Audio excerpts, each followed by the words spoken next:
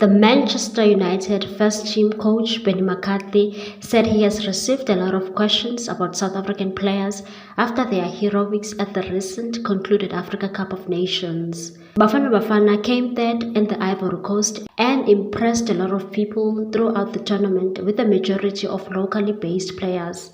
McCarthy spoke to It Times about Bafana Bafana. He said he was proud that most of the players don't play their trade in Europe and said yes, it was really nice and it put a big smile on my face because people are asking about our players and our league because where do these guys play? Because wow, I saw they have skills and they are really good and quick and this and that, and said they all played in South African league.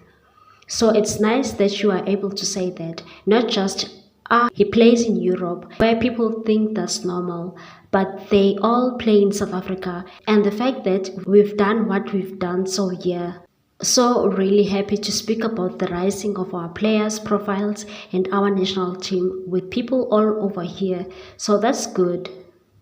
Please like, comment, share and subscribe for more sports news.